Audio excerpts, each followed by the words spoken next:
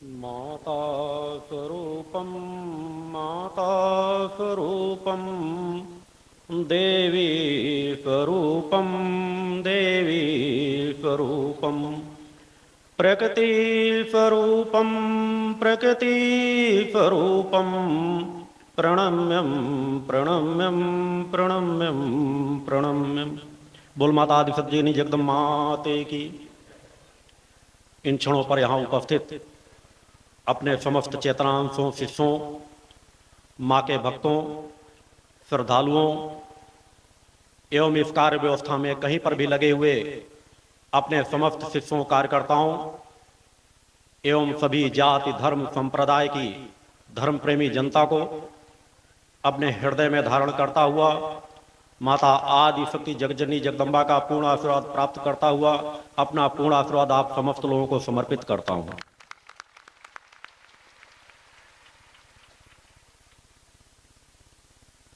इस शिविर के द्वितीय दिन हम आप सभी लोगों को जो है क्षण माता आदि शक्ति जगजननी जगदम्बा की कृपा से प्राप्त हो रहे हैं।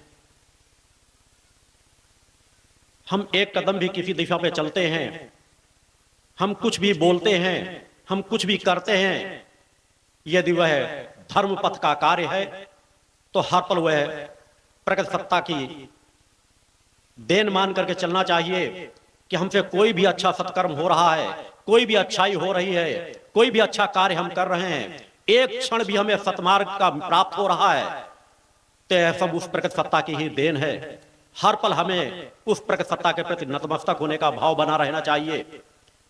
और जो अपना मूल है, हम कई बार समाज को देखते हैं कि समाज बाहर की चीजों में इतना अधिक अपने आप को समाहित करता चला जा रहा है कि उसका मूल क्या है, वो अपने अस्तित्व को समाप्त करता चला जा रहा है। और कहीं पे भी यदि कोई पेड़ हो, यदि उसकी जड़ सूखने लग जाए, जड़ की देखरेख ना की जाए तो पूरा पेड़ अपने आप सूख जाएगा। आज यही समाज के साथ, आज यही मानवता के साथ हो रहा है कि हम बाहर के संसाधनों में, भौतिकतावाद के संसाधनों के जुटाने में अपनी आंतरिक जो हमारी शक्तियां हैं, उन शक्तियों से समाज बहुत दूर होता चला जा रहा है। और धीरे धीरे करके जो मानसिक कमजोरी आती जा रही है, शारीरिक कमजोरी आती जा रही है, मनुष्य के अंदर नपुंसकता आती जा रही है, हर क्षेत्र में समाज एक कमजोरी का एहसास कर रहा है। उसका मूल कारण है कि आप कभी यह जानने का प्रयास नहीं करते कि मैं कौन हूं। बाहर तो आप सब कुछ खोजना चाहते हो, मगर बाहर उतना ही मिलेगा जितने आपके संस्कारों में होगा। मैंने पूर्व के चिंतनों में कहा है कि हर मनुष्य का, वह धर्म पर आस्था रखता हो या न रखता हो, किसी जाति धर्म संप्रदाय से जुड़ा हुआ हो, क्या उसका यह कर्तव्य नहीं बनता कि वह जानने का प्रयास करे कि आखिर मैं कौन हूं? क्या मैं शरीर हूं या इस शरीर के अंदर कोई चेतना बैठी है? मेरा मूल वह बिंदु कौन है? कम कम उसे पकड़ने का, उसे जानने का, उसे समझने का अधिकार तो मेरा होना ही चाहिए कि मेरे सोचने, समझने, कार्य करने, बोलने, चलने की ये क्रियाएं जहां पे प्रारंभ होती हैं, उस पर न्यूट्रल अवस्था क्या है?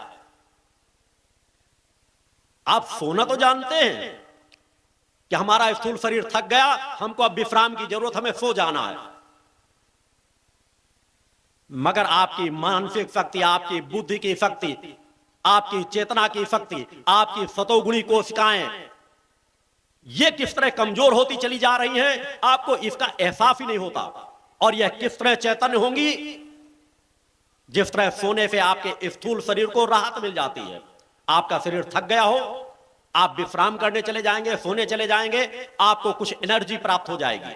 मगर सोते हुए भी आपका मन कहीं ना कहीं भटकता रहता है, कहीं सपनों के माध्यम से, कहीं किसी के माध्यम से, या बोझ आपके मन मस्तिष्क में छाया रहता है।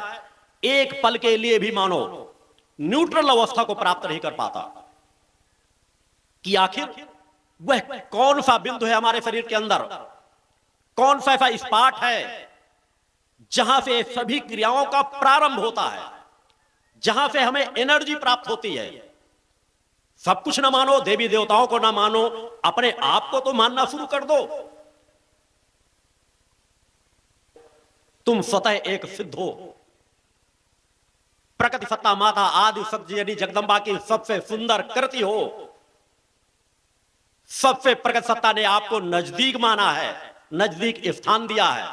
सिर्फ एक कार्य करना शुरू कर दो कि मैं कौन हूं, इसको मुझे नित्य प्रयास करना है, नित्य मुझे खोजना है। और नित्य कुछ देर बैठ करके ध्यान में, शांति में, जिस तरह सोने से आपके शरीर को राहत मिलती है, कुछ क्षण बिल्कुल शांत चित्त होकर के अपने अंदर की न्यूट्रल अवस्था को प्राप्त करने का प्रयास करो कि ऐसी स्थिति को मुझे ले जाना है कि जहां पर मुझे सोचने, समझने, कार्य करने, बुद्धि, विवेक, इनको सबको उपयोग करना बंद कर देना है। अपनी चल रही मशीनरी को बिल्कुल शांत कर देना है। और जब ये अभ्यास करने का प्रयास करोगे कि मेरी जो सोचने, समझने, कार्य करने की जो सब कुछ वायु अंदर बाहर जा रही, इनको सबको विराम मुझे देना है। नित्य प्रति अभ्यास करोगे। एक दिन के अंदर कुछ हासिल नहीं होता, मगर यह बड़ा सहज, सरल और सुगम मार्ग है। हर व्यक्ति कर सकता है। जो नशे और मांस का उपयोग नहीं करता, उसकी यह क्रियाएं बहुत सहज भाव से, शीघ्रता के साथ जागृत होती चली जाती हैं। केवल अपने आप को स्थिर ही तो करना है। और जब यदि आप अपने आप के उस मूल तत्व तक जब तक नहीं पहुंच पाओगे, तब तक आपकी समस्याएं दिन दूना रात चौगुना बढ़ती चली जाएंगी। किसी दिन से निर्णय ले लो कि अब तक मेरा जीवन बेकार जाता रहा, अब तक मैं भटकता रहा। जब तक मैं अपने आप को नहीं जान पाऊंगा, तब तक मैं सत्य को नहीं जान सकूंगा, जब तक मैं परम सत्ता को नहीं जान सकूंगा। कम से कम मैं जो मेरी चीज है, आप अपने घर को जानते हो, पहचानते हो। आपका बच्चा कौन है, आपकी पत्नी कौन है, आपके रिश्ते नातेदार कौन है, इन सबके हजारों के लिस्ट आपके मन मस्तिष्क में छाई रहती है, मगर अपने आप को ही नहीं पहचानते। तुमसे कोई पूछेगा, तुम अपना नाम बता दोगे, अपने परिवार का नाम बता दोगे, क्या यही नाम तुम्हारी पहचान है? कभी शांत चित्त होकर के विचार करना कि क्या मेरा यह धर्म और कर्म कर्तव्य नहीं बनता कि मैं अपने आप को जानूं, अपने आप को पहचानूं, अपने न्यूट्रल अवस्था को, अपने शून्य अवस्था को। और उसी को समाधि कहते हैं। समाधि जीवन की पूर्णता नहीं होती। क्योंकि भले भले आज के साधु संत सन्यासी इस बात को कहते हो कि हम समाधिस्थ हो जाते हैं। समाधि जीवन की पूर्णता नहीं, एक शून्यता है, न्यूट्रल अवस्था है। मगर समाधि की प्राप्ति ही जीवन की एक बहुत बड़ी सफलता अवश्य है, मानव जीवन की एक बहुत बड़ी सफलता है। और जिस दिन हम वो न्यूट्रल अवस्था को प्राप्त कर लेते हैं, उस बिंदु को प्राप्त कर लेते हैं जहां से हम इन सभी चीजों को रोक देते हैं और हमको पता चलता है इसकी उपज कहां से होती है, और जिस दिन हम उस बिंदु को प्राप्त कर लेते हैं, उसी दिन हमारी प्राणवायु, हमारे सातों चक्र, हमारा मूलाधार, हमारा स्वादिष्ठान, हमारा मणिपुर चक्र, नाभि चक्र, हमारा अनाहत चक्र, हमारा विशुद्ध चक्र, हमारा आज्ञा चक्र, हमारा सहस्त्रार, ये सभी धीरे धीरे करके चैतन्य होने लगते हैं। प्राण वायु को चैतन्य बनाने के लिए बाहर के संसाधन कार्य नहीं आएंगे। दिन रात उछल कूद करने से योग की हजारों क्रियाओं को कर लो, वह आपके शरीर को स्वस्थ चैतन्य बनाएंगी। मगर यदि आप सतमार्ग को लेकर नहीं चल रहे, क्योंकि इस गहराई के बिंदु को समझने की जरूरत है। अनेकों लोग 4-4, 6-6 घंटे कोई कपाल भाती कर रहा है, कोई कुछ कर रहा है, सोचता है इससे हमारी कुंडली शक्ति जागृत हो जाएगी, इससे मानसिक विकृति ज्यादा पैदा होगी। अनेकों साधकों को कई बार आप लोग देखते होंगे समाज में कि साधना करता था, साधना करते करते पागल हो गया, इसलिए कि वह दिशा गलत थी। योग सहायक है। आज अगर मैं कह दूं लगभग 35-40 वर्षों से, 10-12 वर्षों की उम्र से ही मेरी साधनाओं की योगिक क्रियाएं प्रारंभ हो गई थी। एक दिन भी ऐसा नहीं जाता मैं कभी सफर में पड़ जाऊं, अलग बात कि साल में 2-4 दिन ऐसे निकल जाते हों जिस दिन मैं स्वतः कम से कम 1 घंटे योग की क्रियाएं न करता हूं। जब समय रहता था 2-2, 2.5 घंटे चित्र होते थे। प्रथम चीज तो योग हर एक के लिए आवश्यक होना चाहिए, कुछ ना कुछ। क्योंकि शरीर को जब आप जड़ बना देते हो, आपका डॉक्टर यदि प्लास्टर लगा करके हाथ को बांध देता है, 7-8 दिन 10 दिन बाद जब प्लास्टर खुलता है तो आपका हाथ कार्य करना बंद कर देता है। इस तरह शरीर को आप लोग चला नहीं रहे, बहुत कम उपयोग करते हो।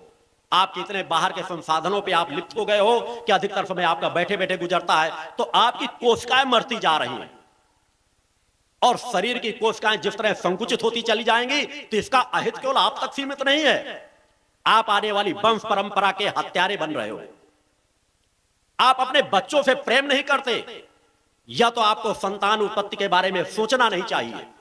अगर संतान उत्पत्ति चाहते हो मेरी संतान चेतनामान हो, मुझसे भी 2 कदम आगे जाने के लिए उसके रास्ते प्रशस्त हो, तो उसके लिए आपको अपने मन मस्तिष्क को, अपनी चेतना कोशिकाओं को, अपनी सुषुम्ना नाड़ी को कहीं ना कहीं चेतनावान बनाना अवश्य पड़ेगा।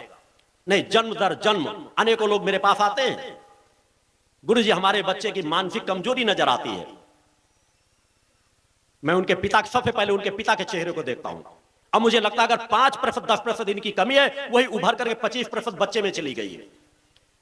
आप कई बार अपनी बेरोजगारी से परेशान रहते हो, शादी आपके माता पिता यही सिखाएंगे, उनके पास चूंकि इससे ज्यादा ज्ञान नहीं है, कि हम जिस चक्रव्यूह में उलझ गए थे, हमारे माता पिता ने हमारी शादी 13 साल 14 साल 15 साल में कर दी थी, हम तुमको भी उसी चक्र में फंसाए दे रहे हैं। शादी हो जाती है, आपके पास बेरोजगारी की समस्या रहती है, आपके कोई दिमाग में तनाव रहता है। अगर उस समस्या तनाव के बीच आप संतान उत्पत्ति करोगे, तो आपकी संतान मानसिक रूप से असंतुलित होगी। आपके शरीर का चेहरा मोहरा बच्चे के पहचान में आ जाता है, उससे कहीं गुना ज्यादा आपके उस क्षण के विचार, आपकी चेतना शक्ति बच्चे के अंदर समाहित होती है। तब कहीं जाकर के उस एक अंश में, मैंने इसीलिए कहा, उस प्रकृति सत्ता की कृति को कहीं ना कहीं हर पल आप बर्बस नतमस्तक हो जाना चाहिए कि उससे ज्यादा सूक्ष्म कुछ नहीं है।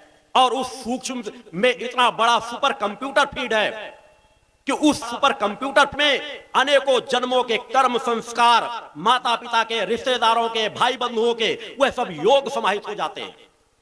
और उस छोटे से अंश से आपके शरीर का विकास होता चला जाता है।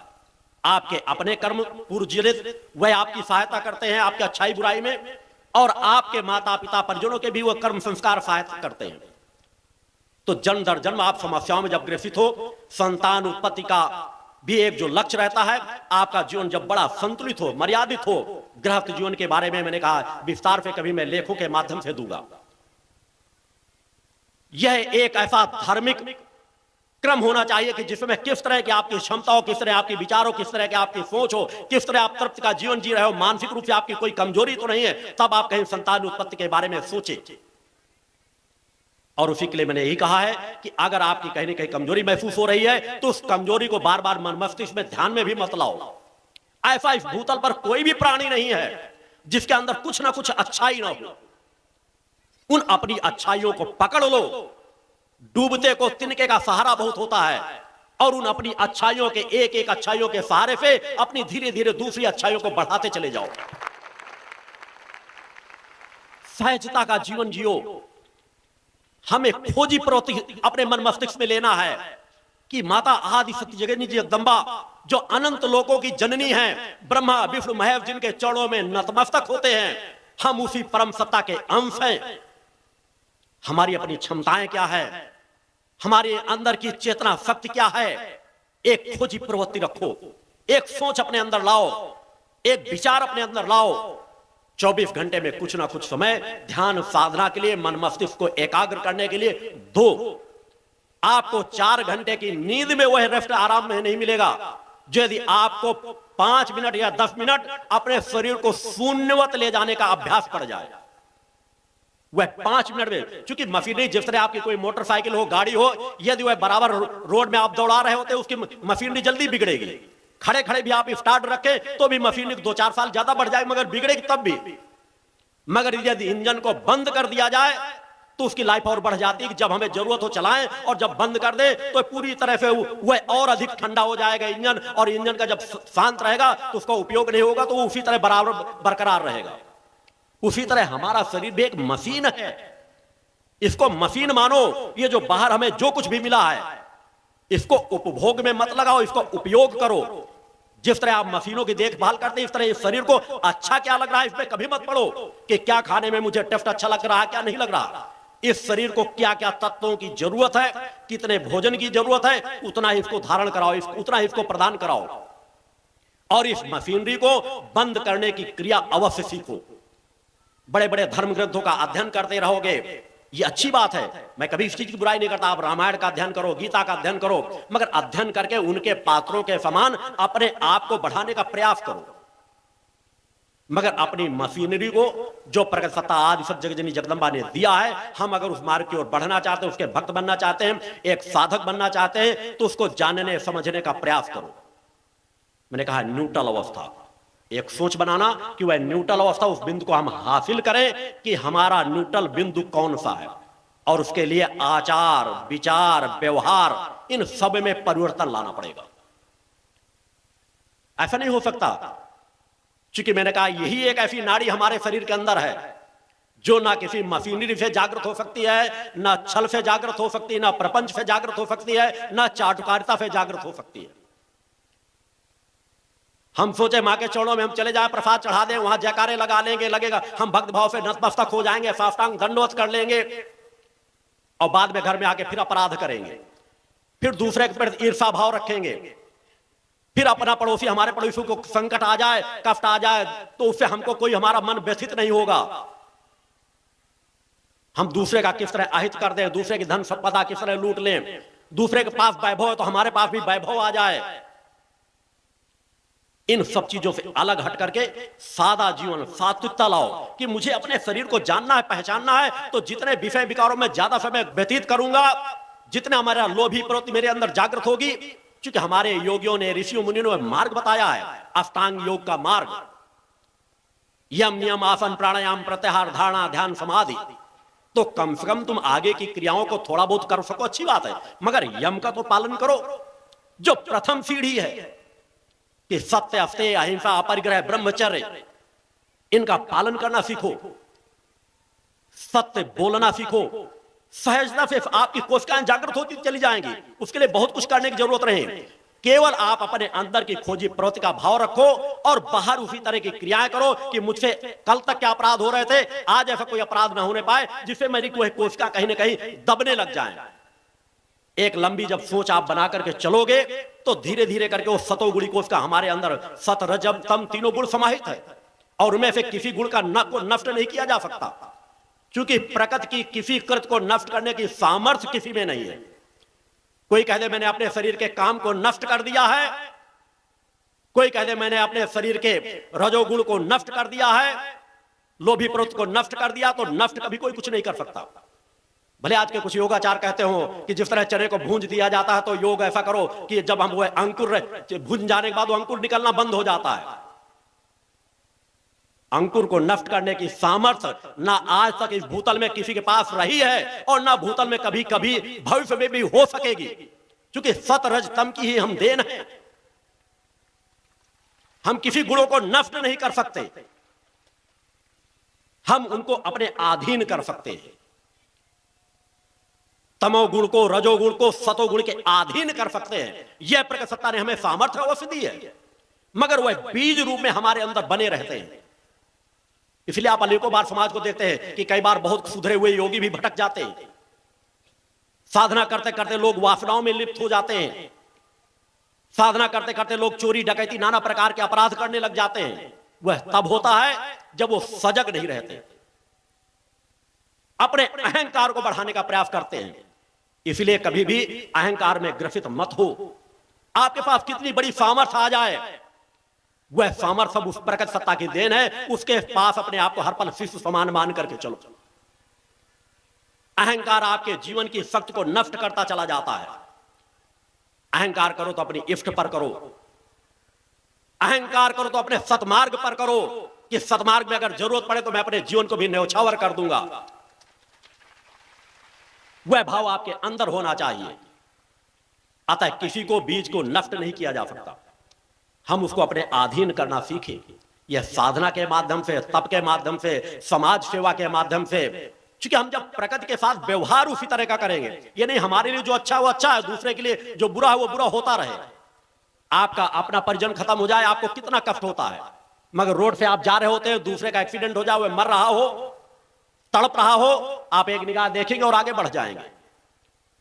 जिस दिन आपका मन अपनी कष्टों से अधिक दूसरे के कष्टों को देख करके व्यथित होने लग जाए, यह जान लेना तुम्हारा पलड़ा बढ़ गया है।